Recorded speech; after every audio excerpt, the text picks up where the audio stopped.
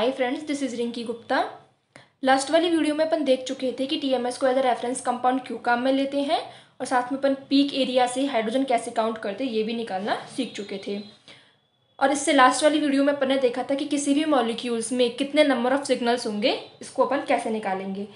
तो कुछ organic molecules जो है वो तो क्या है, उनका सिग्नल जो होता है एक सिंगल पीक के द्वारा रिप्रेजेंट किया जाता है।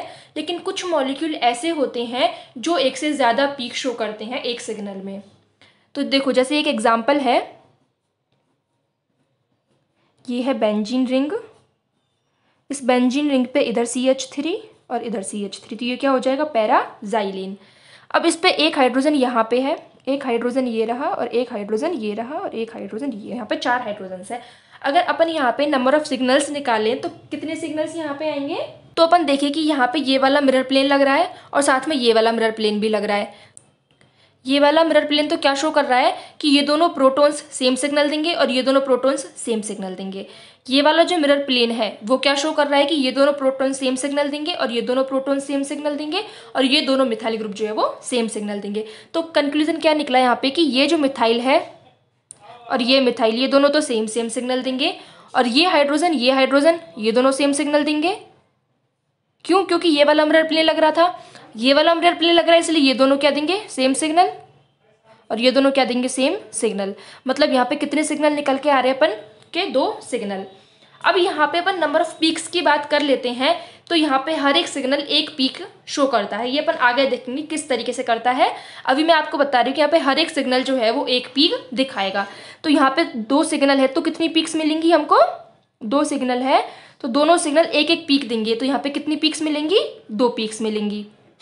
लेकिन अगर अपन दूसरा एग्जाम्पल ले लेते हैं एक, जैसे कि CH3 CH2Cl इथाइल क्लोराइड, इसके केस में अपन नंबर ऑफ सिग्नल्स निकालें तो ये वाला जो मिथाइल ग्रुप है ये अलग सिग्नल देगा और ये मिथाइलिन जो है, मिथाइलिन प्रोटॉन जो है वो अलग सिग्नल देंगे। तो यहाँ पे कितने मिलेंगे सिग्नल अपन को, 2।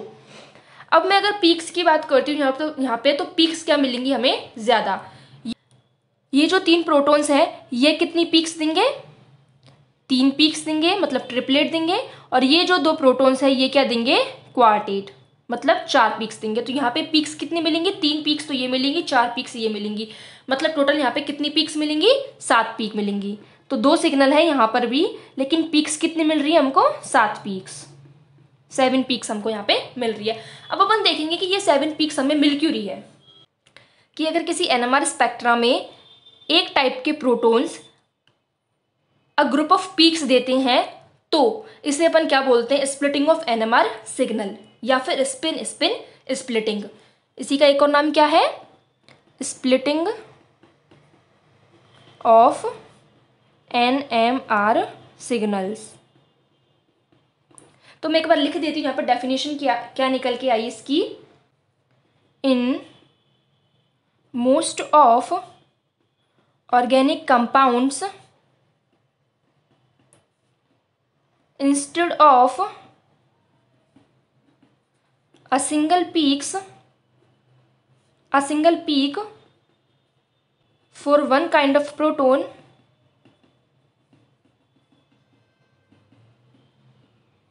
a group of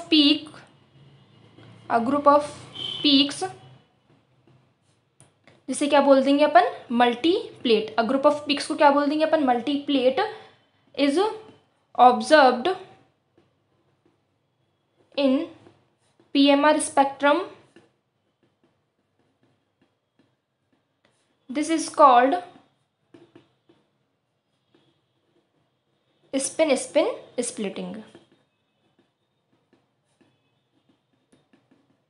तो ये क्या हो गई अपनी स्पिन स्प्लिटिंग।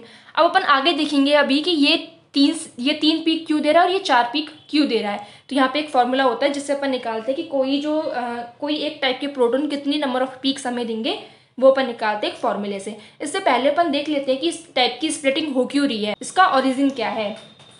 तो अपन क्या पढ़ेंगे, ओरिजिन ऑफ स्पिन स्प्लिटिंग।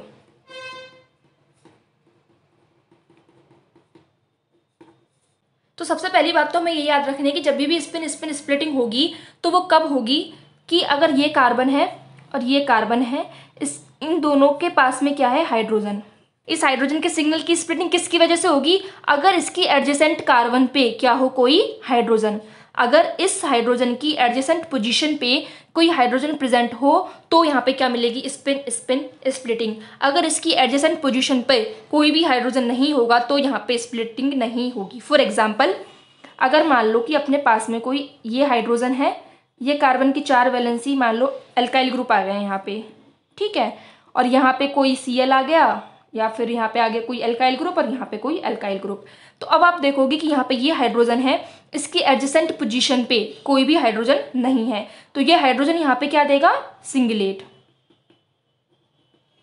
और ये हाइड्रोजन यहाँ पे क्या देगा, एक मल्टीप्लेट। मल्टीप्लेट का मतलब एक पीक से ज्यादा, मल्टीप्लेट का मतलब क्या होता है, more than one peak, more than one peak, उसको अपन क्या बोल देंगे, मल्टीप्लेट। आई होप आपको इतनी बात समझ में आ गई होगी। तो मैंने यहाँ पे एक कंपाउंड ले लिया जिसकी एडजेसेंट पोजीशन पे क्या है, हाइड्रोजन।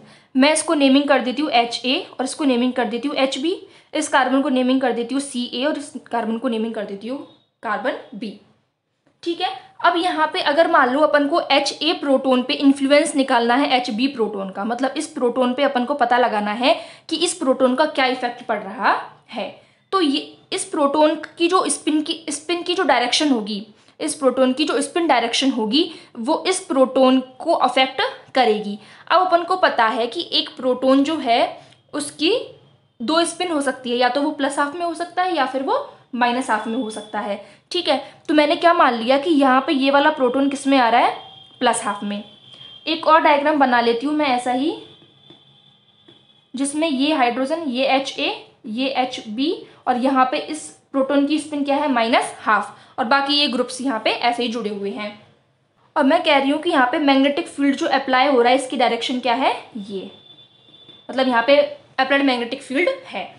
तो इस पोजीशन में क्या होगा, जब अपन ने फर्स्ट लेक्चर पढ़ा था तो अपन ने उसमें क्या पढ़ा था कि अगर कि मान लो यहाँ पे अपना न्यूक्लियाई है, ठीक है, ये कंडीशन कब है, जब यहाँ पे कोई भी मैग्नेटिक फील्ड अप्लाइड नहीं है, बी नोट क्या है अपना 0। जैसे ही अपन ने मैग्नेटिक फील्ड अप्लाई किया तो ये जो है 2 स्पिन स्टेट्स में क्या हो जाता है, डिवाइड, एक होती है अल्फा स्पिन स्टेट, एक होती है बीटा स्पिन स्टेट। ये कब है, जब अप्लाइड मैग्नेटिक फील्ड 0 नहीं है। तो अपन ने यहाँ पे बात की थी कि न्यूक्लियाई यहाँ पे जो आएंगे उनकी स्पिन क्या होगी, प्लस हाफ, और जो न्यूक्लियाई यहाँ पे रहेंगे उनकी स्पिन कैसी रहेगी, माइनस हाफ। दूसरा अपन ने बोला था कि ये जो न्यूक्लियाई होते हैं ये अलाइन रहते हैं किसके साथ में, align with applied magnetic field, और ये अगेंस्ट होते हैं विद अप्लाइड मैग्नेटिक फील्ड। ये मैंने आपको फर्स्ट लेक्चर में बताया था। तो यहाँ पे अपन कह रहे हैं कि ये प्लस हाफ है, मतलब ये मैग्नेटिक फील्ड के डायरेक्शन में है। तो इस वजह से क्या होगा कि यहाँ पे जो मैग्नेटिक फील्ड है वो क्या हो जाएगा, इंक्रीज, मैग्नेटिक फील्ड इंक्रीज हो जाएगा। इसका मतलब अब ये जो प्रोटोन है ये ज़्यादा मैग्नेटिक फील्ड को एक्सपीरियंस करेगा, मतलब बी इफेक्टिव क्या हो जाएगा, हाई। फिर इसका मतलब क्या होगा कि जो सिग्नल है हमें किधर मिलेगा, वो हायर फ्रीक्वेंसी पे, मतलब डेल्टा वैल्यू क्या होगी, हाई। लेकिन इस केस में क्या हो रहा है कि जो स्पिन स्टेट है वो क्या है, माइनस हाफ। इसका मतलब क्या है कि यहाँ पे जो न्यूक्लियाई है वो अप्लाइड मैग्नेटिक फील्ड की अपोजिट डायरेक्शन में अलाइन है।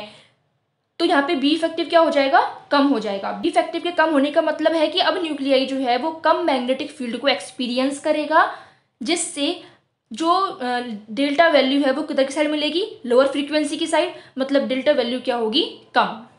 मतलब ये जो है ये तो अलाइन है with magnetic applied magnetic field और ये अगेंस्ट है अप्लाइड मैग्नेटिक फील्ड के। तो यहाँ पे क्या हो जाएगा, बी इफेक्टिव की वैल्यू ज़्यादा हो जाएगी जिससे हायर डेल्टा वैल्यू मिलेगी। यहाँ पे बी इफेक्टिव की वैल्यू क्या हो जाएगी, कम, लोअर डेल्टा वैल्यू मिलेगी। इसका मतलब क्या निकला कि अगर मान लो ये क्या है अपना कोई एनएमआर स्केल है, ये एनएमआर स्केल है, ये क्या है केमिकल शिफ्ट की वैल्यू है इधर तो, और ये क्या है इंटेंसिटी। ये फिगर बना लिया मैंने। अब इसमें क्या है, 3 लाइन दिखाई है मैंने। ये लाइन जो है ये तो क्या शो कर रही है, ये सिग्नल कब आता, जब यहाँ पे एडजेसेंट पोजीशन पे कोई भी प्रोटोन नहीं होता। तो ये डेल्टा वैल्यू कब है, when hydrogen b is absent, मतलब यहाँ पे कोई भी एडजेसेंट पोजीशन पे हाइड्रोजन प्रेजेंट नहीं है। ये वाला सिग्नल कब मिलेगा? अभी अभी अपन ने पढ़ा है कि delta value when H b is in -12 spin state, क्योंकि अपन ने पढ़ा है अभी ये आगे जस्ट। और ये क्या बता रहा है कि डेल्टा वैल्यू व्हेन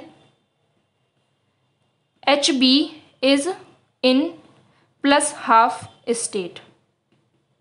तो इस फिगर से अपन क्या देखना चाह रहे हैं कि ये जो स्प्लिटिंग हो रही है ये किस वजह से हो रही है? कि जो पास वाला जो न्यूक्लियाई है उसकी स्पिन स्टेट्स की वजह से, जो पास वाला न्यूक्लियाई उसकी स्पिन स्टेट्स की वजह से। तो ये तो अपन ने क्या देखा था कि HA प्रोटॉन्स पे HB का इफेक्ट देखा था। वाइस वर्सा भी हो सकता है कि HB प्रोटॉन जो है उस पे HA प्रोटॉन का भी इफेक्ट लगेगा।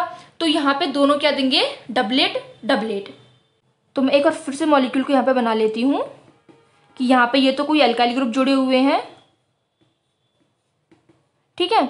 ये हाइड्रोजन HA और ये HB। तो अभी तो अपन ने क्या देखा कि इस प्रोटोन पे इस एडजेसेंट प्रोटोन की प्रेजेंस का क्या इफेक्ट पड़ेगा। तो वो अपन ने देख लिया कि यहाँ पे क्या मिलेगा अपन को?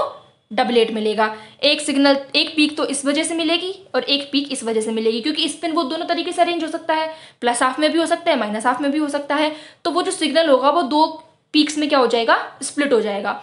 इसी तरीके से अगर HB प्रोटोन है उस पर HA का क्या इफेक्ट पड़ेगा? तो वही सेम इफेक्ट पड़ेगा कि HA जो है वो +12 में भी हो सकता है, -12 में भी हो सकता है। तो अगर अपन बात कर ले कि इनकी डेल्टा वैल्यू कैसे मिलेगी, कि एक डबलेट जो है वो तो HA प्रोटॉन्स के लिए मिलेगा और एक डबलेट जो है वो HB प्रोटॉन्स के लिए मिलेगा। इस तरीके से अपन को यहाँ पे क्या मिलेगा इसका NMR स्पेक्ट्रा। अगर अपना कंपाउंड यहाँ पे ये होता कि ये ग्रुप्स सिमिलर होते, जैसे कि देखो यहाँ पे ये हाइड्रोजन है, ये हाइड्रोजन है, ये Br, ये Br और ये Cl और ये Cl। जैसे ही अपन ये वाला मिरर प्लेन लगाएंगे इसमें ये दोनों हाइड्रोजन एक दूसरे को क्या करेंगे? रिफ्लेक्ट, जिसकी वजह से क्या होगा कि ये दोनों जो हाइड्रोजन है वो अब केमिकल शिफ्ट की वैल्यू क्या होगी इनके लिए? सेम होगी। मतलब डेल्टा वैल्यू क्या होगी इनके लिए? सेम। और ये अपन ने पहले भी पढ़ा है कि जो केमिकली इक्विवेलेंट, पहले नहीं सॉरी, मैं एक पॉइंट यहाँ पे आपको बता देती हूँ कि जो केमिकली इक्विवेलेंट प्रोटॉन्स होते हैं, chemically equivalent protons don't split, वो स्प्लिट नहीं करते हैं। तो अब ये दोनों प्रोटॉन्स क्या है? Chemically equivalent protons. तो ये यहाँ पे स्प्लिट नहीं करेंगे, यहाँ पे हमें क्या मिलेगा? सिर्फ एक सिंगलेट। इस तरीके का यहाँ पे NMR स्पेक्ट्रा हमें मिलेगा। अब ये तो क्या है, यहाँ पे सिंपल केस था कि मैंने सिर्फ एडजेसेंट पोजीशन पे एक ही हाइड्रोजन यहाँ पे लिया था, कि एडजेसेंट पोजीशन पे केवल एक हाइड्रोजन का इफेक्ट देखा था अपन ने। तो यहाँ पे अपन ने क्या देखा कि या तो वो अपोज कर सकता है या फिर वो रीइंफोर्स कर सकता है अप्लाइड मैग्नेटिक फील्ड को। या तो वो यहाँ पे मैं लिख देती हूँ अपोज कर सकता है या फिर वो रीइंफोर्स कर सकता है। तो इस केस में जो इंटेंसिटी रेशियो है वो यहाँ पे क्या निकल के आता है? 1:1। और हमें यहाँ पे सिग्नल कैसे मिलता है? इस तरीके से मिलता है सिग्नल। मतलब अब जो दोनों पीक्स होगी उनकी हाइट क्या होगी यहाँ पे? सेम। ठीक है, अपन ने अभी पढ़ा था डबलेट मिलेगा, इंटेंसिटी रेशियो होगा 1:1 और इनकी जो हाइट्स है पीक्स की वो क्या होगी? सिमिलर। लेकिन अगर मान लो कि ये जो एडजेसेंट पोजीशन पे हाइड्रोजन है, यहाँ पे 2 हाइड्रोजन है, बाकी और भी कोई ग्रुप यहाँ पे हो सकता है, लेकिन 2 क्या है? हाइड्रोजन। अब यहाँ पे क्या होगा? 3 कंडीशन हो सकती है कि या तो ये दोनों क्या हो? अपोजिट स्पिन में हो, मतलब दोनों अपोजिट स्पिन में हो, या फिर एक अप्लाइड मैग्नेटिक फील्ड का अपोज कर रहा हो, एक रीइंफोर्स कर रहा हो, या फिर यहाँ पे तीसरी कंडीशन क्या हो सकती है कि दोनों ही क्या कर रहे हो? रीइंफोर्स कर रहे हो। और यहाँ पे एक और कंडीशन ये वाली हो सकती है, देखो यहाँ पे 4 कंडीशन हो सकती है कि ये अपोज कर सकता है, ये भी अपोज कर सकता है, अपन ने बना दिया। ये अपोज कर सकता है, ये रीइंफोर्स कर सकता है, ये अपन ने लिख दिया। एक तीसरी कंडीशन क्या हो सकती है कि ये रीइंफोर्स कर सकता है, ये अपोज कर सकता है। तो एक और बना देती हूँ कि ये वाला तो रीइंफोर्स कर सकता है और ये अपोज कर सकता है। और चौथी कंडीशन यहाँ पे क्या हो सकती है कि ये भी रीइंफोर्स करे और ये भी रीइंफोर्स करे। तो इस कंडीशन में इंटेंसिटी रेशियो क्या होगा? 1:2:1। क्यों यहाँ पे 2 क्यों आया? क्योंकि यहाँ पे 2 कंडीशंस आ रही है, 2 ओरिएंटेशन यहाँ पे आ रहे हैं, इसलिए। इस केस में हमें कैसे मिलेगा इंटेंसिटी? देखो अगर इसकी हाइट इतनी है तो ये 2 वाला जो है ना इसकी जस्ट इसकी क्या हो जाएगी? डबल। तो मैं इसको जस्ट क्या बना देती हूँ? डबल। और ये तो एक ही है तो ये क्या होगा? इसके बराबर। तीसरी कंडीशन क्या हो सकती है कि ये जो कार्बन है यहाँ पे तो क्या है? हाइड्रोजन, और इससे जो एडजेसेंट कार्बन पोजीशन पर जो कार्बन है उससे तीनों ही क्या जुड़ी हुई है, हाइड्रोजन। तो अब यहाँ पे क्या क्या कंडीशंस हो सकती हैं कि या तो तीनों ही क्या करें, उसको अपोज करें, तो मैंने तीनों ही क्या करवा दिया, अपोज। दूसरी कंडीशन क्या हो सकती है कि ये अपोज करे, ये रीइंफोर्स करे, ये रीइंफोर्स करे, ये दोनों क्या कर रहे थे, रीइंफोर्स। या फिर क्या हो सकता है कि ये तो करे अपोज, ये करे रीइंफोर्स और ये करे अपोज। चौथी कंडीशन क्या हो सकती है कि ये क्या करे, रीइंफोर्स, ये करे अपोज और ये भी करे अपोज। तीसरी कंडीशन क्या हो सकती है यहाँ पे कि ये रीइंफोर्स करे, ये भी रीइंफोर्स करे और ये क्या करे, अपोज। सॉरी, यहाँ पे ये क्या करे, अपोज। अगली कंडीशन क्या हो सकती है यहाँ पे कि ये तो इसको क्या करे, रीइंफोर्स करे, ये इसको अपोज करे और ये रीइंफोर्स करे। एक कंडीशन क्या हो सकती है कि ये अपोज करे, ये रीइंफोर्स करे और ये रीइंफोर्स करे। अब इन दोनों में अंतर क्या है, देखो ये जो ऊपर की साइड अपन ने बात करी थी अपोज की, तो ये जो सेकंड वाला है ना, इसमें दो तो करेंगे अपोज और एक करेगा रीइंफोर्स। तो ये दोनों अपोज कर रहे हैं, ये रीइंफोर्स कर रहा है, ये दोनों अपोज कर रहे हैं, ये रीइंफोर्स कर रहा है, ये दोनों अपोज कर रहे हैं, ये रीइंफोर्स कर रहा है। तीसरी कंडीशन में क्या है कि दो रीइंफोर्स करेंगे और एक अपोज करेगा, दो रीइंफोर्स एक अपोज, दो रीइंफोर्स एक अपोज। और चौथी कंडीशन क्या होगी कि सारे ही क्या करें, रीइंफोर्स। इस कंडीशन में क्या होगा कि जो इंटेंसिटी रेशियो होता है वो मिलता है 1:3:3:1। 3 क्यों आ रहा है, क्योंकि यहाँ पे थ्री ओरिएंटेशन हो सकते हैं। अगर अपन यहाँ पे स्पेक्ट्रा की बात कर लेते हैं तो सिग्नल किस तरीके से मिलेगा, देखो अगर इसकी हाइट ये है 1 की, तो 3 का मतलब क्या है, इस हाइट की 3 गुनी हाइट होगी। तो मैं बना लेती हूँ इसकी 3 गुनी हाइट। ये वाला सिग्नल भी इसका 3 गुना हाइट वाला होगा और ये सिग्नल इसके बराबर ही होगा। तो इस प्रकार से हमें इनकी इंटेंसिटी देखने मिलती है। 3 ही केस हो सकते हैं कि कार्बन की मैक्सिमम वैलेंसी क्या हो सकती है, 3। तो ये अपन ने बात कर ली यहाँ तक कि इंटेंसिटी रेशियो में किस टाइप से मिलेगा जब एडजेसेंट पोजीशन पे क्या हो, हाइड्रोजन। अभी अपन ने पढ़ा था कि स्प्लिटिंग जो है वो कब होगी, जब एडजेसेंट पोजीशन पे क्या हो, प्रोटॉन। लेकिन कभी कभी क्या होता है कि एडजेसेंट पोजीशन पे प्रोटॉन नहीं होता है, उससे दूरी पर होता है, तब भी क्या हो जाती है, स्प्लिटिंग। जैसे कि इसका एक अच्छा एग्जाम्पल होता है बेंजीन रिंग। जो बेंजीन रिंग होती है, इसमें मान लो कि यहाँ पे कोई ग्रुप जुड़ा हुआ है, मैंने मान लिया कि यहाँ पे जुड़ा हुआ है CH3। अब ये जो प्रोटॉन्स होते हैं, यहाँ पे प्रोटॉन है, यहाँ पे प्रोटॉन है, यहाँ पे प्रोटॉन है और NO2 ग्रुप मैंने मान लिया, ठीक है। और यहाँ पे क्या है, ये हाइड्रोजन। इस हाइड्रोजन पर इस हाइड्रोजन का भी इन्फ्लुएंस पड़ेगा और इसका भी इन्फ्लुएंस पड़ेगा। तो अपन देख रहे हैं कि 1 2 3 4 मतलब इतनी डिस्टेंस पर है, फिर भी यहाँ पे क्या करेगा, ये स्प्लिटिंग करेगा। ये जो प्रोटॉन है वो क्या देगा, डबलेट देगा इस हाइड्रोजन की वजह से, और इस हाइड्रोजन की वजह से भी ये क्या देगा, डबलेट। तो जो कॉन्जुगेटेड सिस्टम होते हैं या फिर कोई स्ट्रैंड रिंग होती है, उस टाइप के कंपाउंड्स को अपन बाद में देखेंगे, वो क्या है, स्प्लिटिंग शो कर सकते हैं अगर प्रोटॉन डिस्टेंस पर हो तब भी। लेकिन जो नॉर्मल कंपाउंड्स होते हैं उनमें स्प्लिटिंग तभी होगी जब एडजेसेंट पोजीशन पे क्या होगा, प्रोटॉन। अब बात ये आती है कि हम कैसे निकालेंगे कि यहाँ पे कितनी पीक्स हमें मिलेगी। मल्टीप्लिसिटी निकालने के लिए क्या होता है, एक फॉर्मूला, मल्टीप्लिसिटी निकालने के लिए एक फॉर्मूला होता है 2ni+1। यहाँ पे i क्या होती है, i होता है अपना स्पिन नंबर। प्रोटॉन जो होता है उसके लिए वैल्यू कितनी होती है, i की हाफ। ड्यूटेरियम के लिए कितनी होती है, 1। कार्बन का जो आइसोटोप होता है 13 वाला, मतलब C613, उसके लिए कितनी होती है, हाफ। C612 के लिए कितनी होती है, 0। तो अब अपन यहाँ पे क्या करेंगे, अपन प्रोटॉन NMR स्पेक्ट्रा की बात कर रहे हैं, तो अपन 1H NMR के लिए I की वैल्यू क्या रख लेते हैं, हाफ। तो 2n I की जगह रखा अपन ने हाफ +1, 2 से 2 कैंसिल हो जाएगा, तो यहाँ से फॉर्मूला क्या निकल के आएगा, n+1। ये किसके लिए है, प्रोटॉन NMR के लिए। या फिर आप ये भी बोल सकते हो कि जिनके लिए न्यूक्लियर स्पिन की वैल्यू कितनी हो, हाफ, उनके लिए यही वाला फॉर्मूला अपन काम में लेंगे मल्टीप्लिसिटी निकालने के लिए। और यहाँ पे n क्या है, तो n क्या है, number of equivalent protons causing या प्रोड्यूसिंग दी स्प्लिटिंग, जो स्प्लिट को क्या कर रहे हैं, प्रोड्यूस कर रहे हैं। अब इक्विवेलेंट क्यों लिखा है अपन ने यहाँ पे, क्योंकि वो प्रोटॉन क्या होने चाहिए, सेम एनवायरनमेंट में होने चाहिए। अगर वो डिफरेंट एनवायरनमेंट में होंगे तो फिर वो कह देंगे डिफरेंट स्प्लिटिंग, जैसे कि अपन अभी आगे बात करेंगे एग्जाम्पल्स में। तो मैं पहला एग्जाम्पल ले लेती हूँ CH3CH2Cl। अभी अभी अपन ने देखा है, मैं उसी को आपको बता देती हूँ कि वहाँ पे सिग्नल कैसे मिला अपन को। तो मैं अगर इस वाले कार्बन की बात करती हूँ तो इस कार्बन पे कितने प्रोटॉन जुड़े हुए हैं, 3।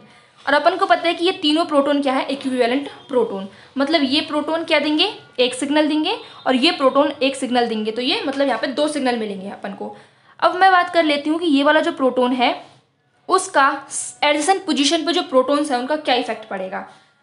एन क्या है अपना कि इक्विवेलेंट प्रोटॉन्स कॉजिंग दी स्प्लिटिंग। और अभी अपन ने पढ़ा है कि स्प्लिटिंग किसकी वजह से होती है, एडजेसेंट पोजीशन पर जो प्रोटॉन्स होते हैं। तो यहाँ पे एडजेसेंट पोजीशन पे कितने प्रोटॉन है, 2। तो मैं कह रही हूँ कि यहाँ पे जो ए टाइप के प्रोटॉन्स हैं वो किस वजह से स्प्लिट होंगे, साइड वाले कार्बन पे प्रेजेंट प्रोटॉन्स की वजह से। तो यहाँ पे कितने प्रोटॉन है, 2। तो 2 + 1 करोगे तो यहाँ पे कितना आ जाएगा, 3। मतलब यहाँ पे कितनी पीक्स मिलेंगी, 3 पीक्स मिलेंगी। जबकि अगर यहाँ पे बात करें अपन बी टाइप के प्रोटॉन्स की तो इसके साइड वाले कार्बन पे कितने प्रोटॉन्स हैं, 3।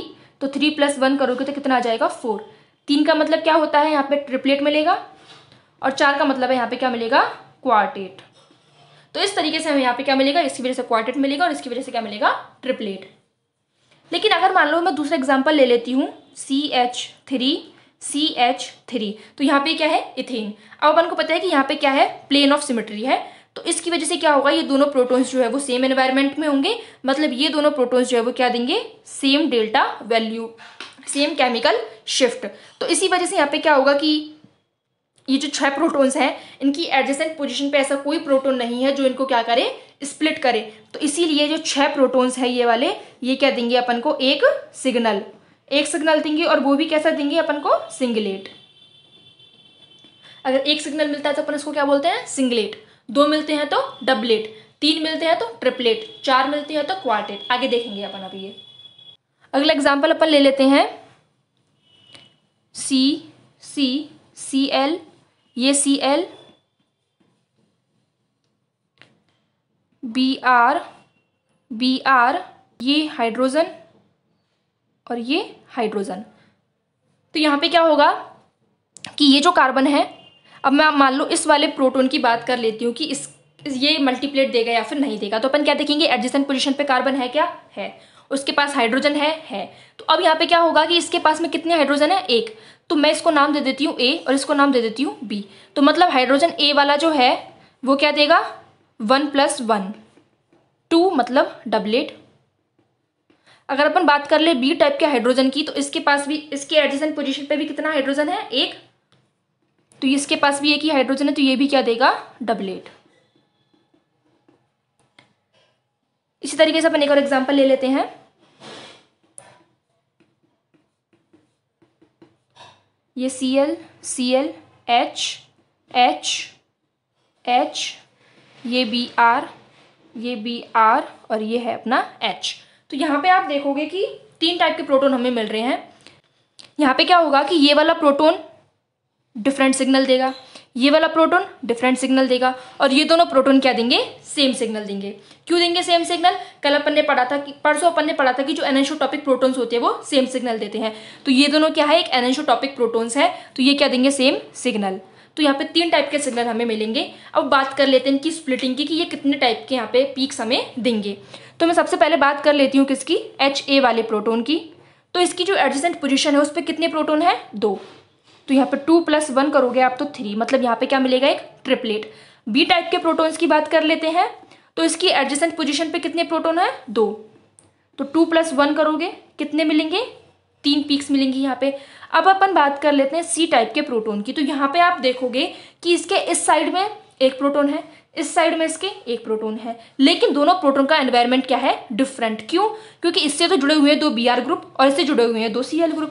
तो इसीलिए यहाँ पे क्या होगा कि ये, मतलब यहाँ पे अपन फॉर्मूला कैसे लगाएंगे अब कि n + 1, n dash + 1, n double dash + 1 ऐसे करके लगाएंगे। तो ये n डैश ये क्या बता रहे हैं कि जो डिफरेंट केमिकल एनवायरनमेंट में जो प्रोटॉन होते हैं वो डिफरेंट स्प्लिटिंग देते हैं। तो यहाँ पे यहाँ पे कितना प्रोटॉन है, इस वाले कार्बन पे एक प्रोटॉन, तो मैंने यहाँ पे लिखा 1 + 1, और इस वाले प्रोटॉन पे, इस वाले कार्बन पे कितने प्रोटॉन है, 1, तो यहाँ पे भी लिखेंगे 1 + 1। इनको आपको जोड़ना नहीं है कि 2 + 1 नहीं करना है, इनको अलग अलग करना है। तो यहाँ पे ये क्या है, 1 + 1, तो ये मिल जाएगा 2, मतलब यहाँ पे क्या मिलेगा, डबल, डबलेट, डबल डबलेट, और यहाँ पे क्या मिला अपन को, एक ट्रिपलेट एक ट्रिपलेट। अब अपन देख लेते हैं कि पास्कल ट्रायंगल क्या होता है। ये जो पास्कल ट्रायंगल होता है ये बस एक मतलब इंटेंसिटी रेशियो को याद रखने का तरीका होता है। तो इससे पहले मैं बता देती हूँ कि अपन इंटेंसिटी रेशियो निकालते कैसे हैं। देखो अपन ने जो फॉर्मूला पढ़ा था अभी n+1 वाला, उसमें अपन n की वैल्यू मान लेते हैं कि n की वैल्यू 0 हो सकती है, 1 हो सकती है, 2 हो सकती है, 3 हो सकती है, 4 5 6 कितनी भी हो सकती है n की वैल्यू। फिर अपन यहाँ पे निकाल लेते हैं n+1 कि n+1 कितना आएगा यहाँ पे। तो n+1 यहाँ पे कितना आएगा, 1, यहाँ पे आएगा 2, यहाँ पे 3, यहाँ पे 4, यहाँ पे 5, यहाँ पे 6 और यहाँ पे 7। तो ये इसको अपन बोलेंगे क्या, कौन सा मल्टीप्लेट होगा ये, तो ये तो क्या हो जाएगा अपना सिंगलेट, ये होगा डबलेट, ये डबलेट, ये हो जाएगा ट्रिपलेट, ये हो जाएगा क्वार्टेट, ये हो जाएगा क्विंटेट, क्विंटेट को ये अपन क्या बोलते हैं, पेंटेट भी बोल देते हैं, ये हो जाएगा सेक्सटेट और ये हो जाएगा सेप्टेट। अब अपन बात कर लेते हैं इनकी इंटेंसिटी रेशियो की, इनका इंटेंसिटी रेशियो क्या होगा। तो अगर यहाँ पे सिंगलेट मिल रहा है तो इसका इंटेंसिटी रेशियो क्या होगा, 1। अगर डबलेट मिल रहा है तो उसका इंटेंसिटी रेशियो होगा 1:1। ट्रिपलेट मिल रहा है तो होगा 1:2:1। क्वार्टेट होगा तो क्या मिलेगा, 1:3:3:1। क्विंटेट होगा तो क्या मिलेगा, 1:4:6:4:1। सेक्सटेट होगा तो क्या मिलेगा, 1:5:10:10:5:1। सेप्टेट होगा तो मिलेगा 1:6:15:20:15:15:6:1। अब आप सोच रहे होंगे कि इसको याद कैसे करेंगे। तो इसको याद करने की ट्रिक किसने बताई थी, पास्कल ने, जिसको अपन क्या बोलते हैं, पास्कल ट्रायंगल। तो मैं आपको ट्रिक बता देती हूँ वो कि अपन इसको याद कैसे करेंगे। तो देखो सबसे पहले अपन ने क्या देखा था, यहाँ पे 1, फिर इसके बाद क्या लिखा अपन ने, 1 1। फिर अपन ने क्या लिखना चालू कर दिया था, यहाँ पे ये 1, ये 2, ये 1। फिर अपन ने अगले, जब ये तो कब था, जब सिंगलेट था, ये कब था, डबलेट, ये ट्रिपलेट। क्वार्टेट आया था तब क्या मिला था अपन को, 1 3 3 1। क्विंटेट में क्या मिला था, 1 4 6 4 1। तो यहाँ पे देखो किस टाइप से मिलेगा, ये ट्रायंगल ने क्या बोला कि ये जो होते हैं, ये देखो आप इनको ऐड करोगे तो ये क्या देगा, 2। आप इन दोनों को ऐड करोगे तो ये क्या देगा, 3। इन दोनों को ऐड करोगे तो ये क्या देगा, 3। 1 और 3 को ऐड करोगे तो क्या देगा, 4। 3 और 3 को ऐड करोगे तो 6।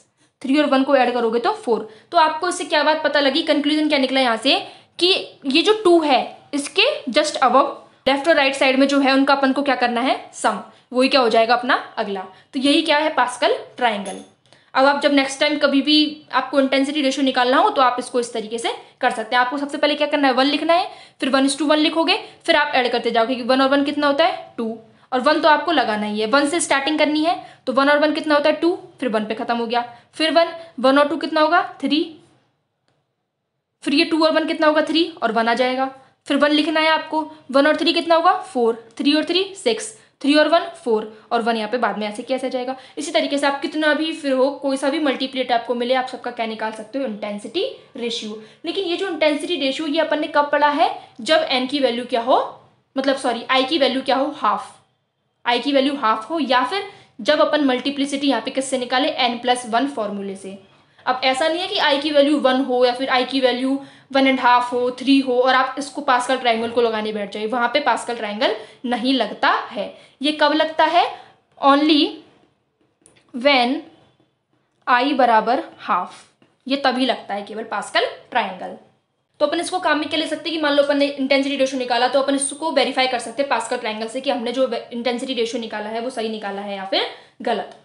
तो अभी तक अपन ने यहाँ पे क्या देख लिया, कल जब अपन ने पीक एरिया पढ़ा था तो अपन ने वहां पे देखा था कि इंटेंसिटी किस पे डिपेंड करती है, कि नंबर ऑफ प्रोटॉन्स कितने हैं, नंबर ऑफ प्रोटॉन्स कितने हैं।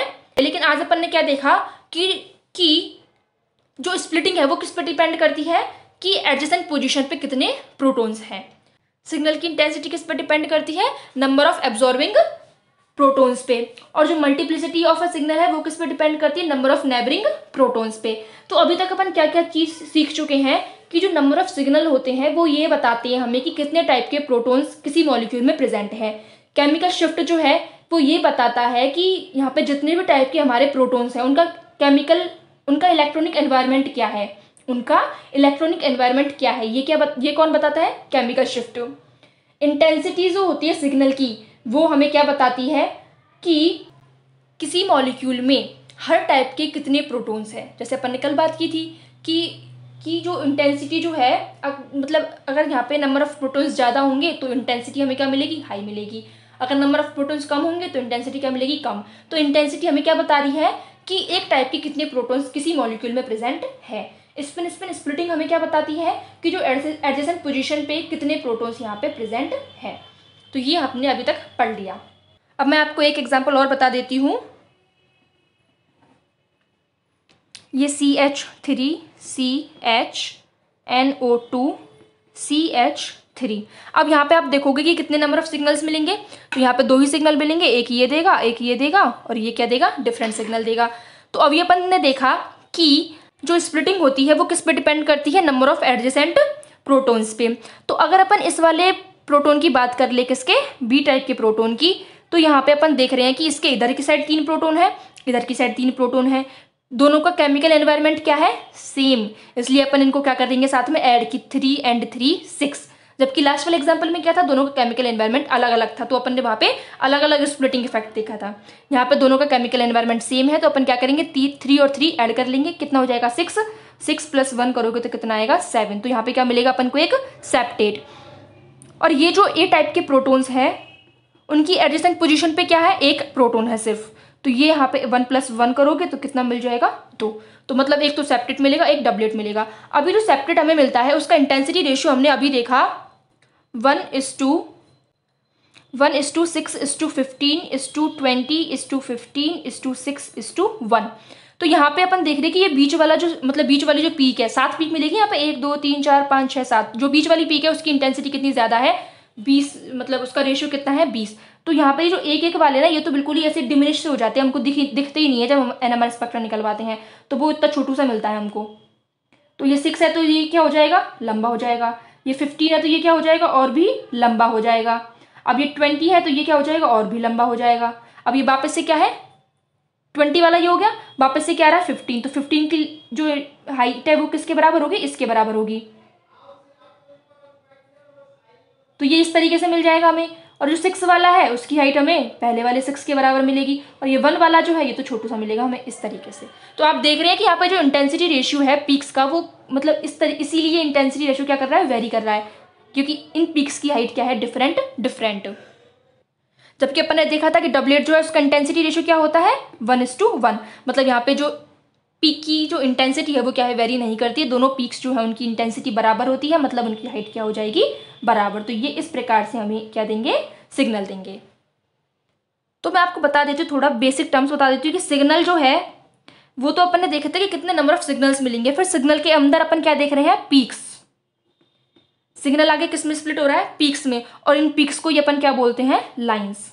ये अपन ने देख लिया स्पिन स्प्लिटिंग के बारे में।